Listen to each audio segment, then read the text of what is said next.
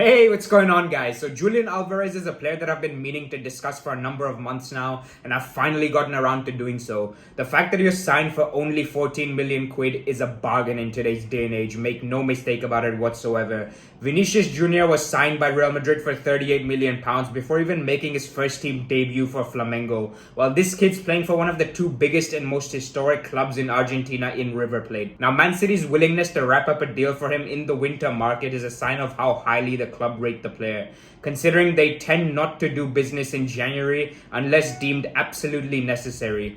Aston Villa and Bayer Leverkusen showed keen interest last summer, so we would have had no shortage of suitors in this coming transfer market. His career so far has been a meteoric rise. He had trials at Boca Juniors and Real Madrid as a 15-year-old. The latter weren't able to get him in due to age restrictions. He eventually ended up signing for River Plate and has been playing under Marcelo Gallardo ever since, who happens to be one of the most highly sought-after managers in South America himself. He's been in charge of that side for 8 years, which beggars belief as that type of longevity simply does not exist in South American football. Barcelona were actually considering him prior to bringing Xavi in. He's got his side playing some sensational football at the minute. He knew Alvarez was the real deal from day one. Brought him on during the biggest derby in history between River Plate and Boca Juniors for the 2018 Copa Libertadores final as an 18-year-old, which shows you the faith the club have in him and why he's seen as the crown jewel of River Plate's project. In terms of playing style, this is going to be music to the ears of City supporters. He's a combination player who thrives in a collective tactical setup. He can play all across the front three. Tim Vickery, who's an expert on football in that region, says that he's a striker with the soul of a midfielder. Can bang them in with both his left foot and right foot. Very well-rounded and also capable of moments of pure magic. That individual quality very much does still exist within his game. Aside from that, his dogged, relentless work rate off the ball is something that supporters in England are going to love. He had a run of 7 games without a goal, but this determination that we've seen from the likes of Cavani, Suarez, Carlos Tevez and Alexis Sanchez made him contribute even if end product had briefly dried up. He burst onto the scene with an incredibly prolific 2021 league season in which he scored 19 goals across 21 games for River Plate, leading the club to the Argentine title. Most of those largely as a false nine rather than an out-and-out poacher.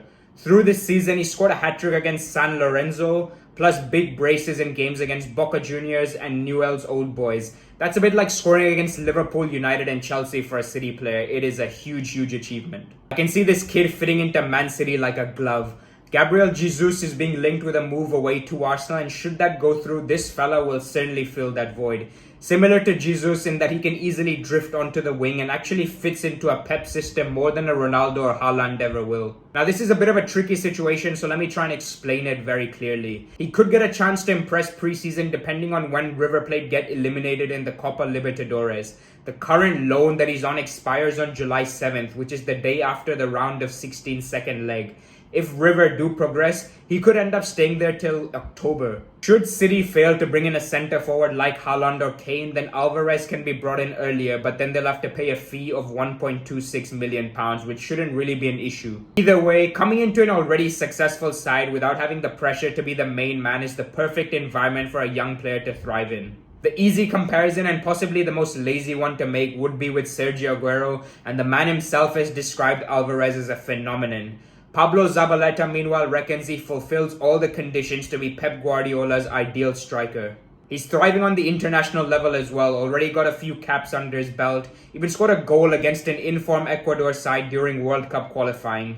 He's won the lot with River Plate, including the Copa Libertadores and Primera Division, which is basically like the League and Champions League equivalent. Copa America victor with Argentina as well during the summer for a side that has been hunting for a trophy all these years, proving to be a huge good luck charm, and he's only getting better and better as an individual. Now, this is a hugely controversial and unpopular opinion, but someone like him or Joao Felix will be a lot more successful in a Pep Guardiola side than an Erling Haaland. We've seen in the past where these big name strikers like Eto'o, Ibrahimovic, even Aguero to a certain extent didn't quite get along with Guardiola the way you would expect them to. And with how this lad carries himself, I think he is pretty much Pep's dream and could be the final piece of that jigsaw to win the whole lot like the Champions League. Everyone knows there's obviously a betting in period involved when you do sign for Manchester City under Pep. We've seen that with the likes of Bernardo Silva and Mahrez. I think this boy will eventually come good and he is going to be a household name for a number of years. Please do let me know if you want any further information. I just wanted to make this a really short video. Number one, because Bournemouth are about to play against Nottingham Forest in the Championship. Really looking forward to that game.